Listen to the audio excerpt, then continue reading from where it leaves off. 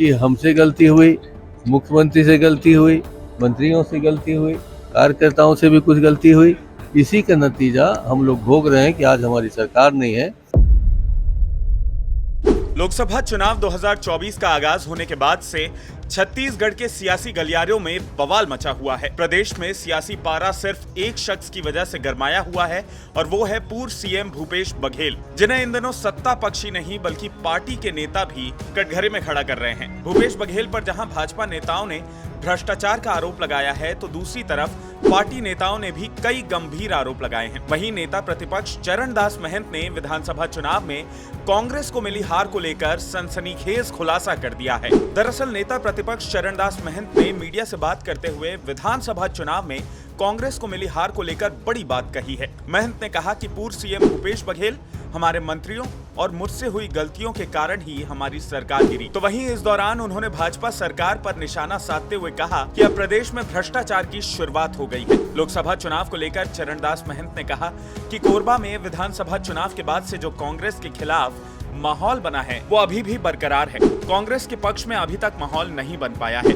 बता दें कि कांग्रेस ने यहां से सांसद ज्योत्सना महंत को दूसरी बार चुनावी मैदान में उतारा है, जबकि भाजपा की तरफ से सरोज पांडे उम्मीदवार हैं। विधानसभा चुनाव में मिली हार के बाद पूर्व सीएम भूपेश बघेल अपने ही नेताओं के निशाने पर आ गए हैं। हाल ही में निष्कासित कांग्रेस नेता सुरेंद्र वैष्णव ने भूपेश बघेल पर सत्ता में रहते हुए पार्टी के नेताओं की अनदेखी करने का आरोप लगाया था, जिसके बाद से उन्हें पार्टी से निकाल दिया गया है। तो वहीं अरुण सिसोदिया ने भूपेश पर कांग्रेस पार्टी के पैसों का दुरुपयोग करने का आरोप लगाते हुए कड़ी कार्रवाई करने की मांग की थी। कुल मिलाकर भूपेश बघेल चौतरफा घिरते हुए नजर आ रहे हैं। इसको मैं भी स्वीकार करता हूं, इसको भूपेश बघेल जी भी स्वीकार करते हैं और हमने सार्वजनिक भाषणों में कहा है कि हमसे गलती हुई, मुख्यमंत्री से गलती हुई, मंत्रियों से गलती हुई, कार्यकर्ताओं से भी कुछ गलती हुई। इसी का नतीजा हम लोग भोग रहे हैं कि आज हमारी सरकार नहीं है। नहीं तो जितने काम इस सरकार ने किए हैं, भूपेश बघेल की सरकार ने किया है, उतना काम जमीनी रूप में कोई भी कांग्रेस पार्टी के अलावा भारतीय जनता पार्टी का सरकार नहीं कर पाया है, ना नहीं कर पाएगा। आज अरुण साहब का एक बयान आया है सर कि अब भूपेश है तो भरोसा नारा कहीं दिख नहीं रहा है। राजनांदगांव में खुद भूपेश बघेल अकेले पड़ गए हैं। देखिए, नारा तो वो कांग्रेस पार्टी को जिताने के लिए दिया गया था। कांग्रेस पार्टी के कार्यक्रमों पर जो भरोसा किया था इसलिए दिया गया था। अरुण साहब जी अब आए हैं, देखते हैं 2 महीने तो हुए, अभी कितने महीने चल पाते हैं, कितने महीने चला पाते हैं, उनका पद कितने दिन का है, अभी तो कुछ दिनों में पता लगेगा। अभी तो ये लोकसभा की चुनाव है इसलिए सब चुप है। अब तो हम लोग जब चिल्लाएंगे चुनाव के बाद कि आज की राजनीति में मंत्री लोग होटल में बैठ के उगाही कर रहे हैं, ये मुझे नहीं कहना चाहिए मगर मैं कह रहा हूँ। किस टाइप का उगाही सर, थोड़ा बता दीजिए। किस टाइप का आप सब जानते हो। चुनाव ये चुनावी बात नहीं हो रही है, बाहर बता दूंगा।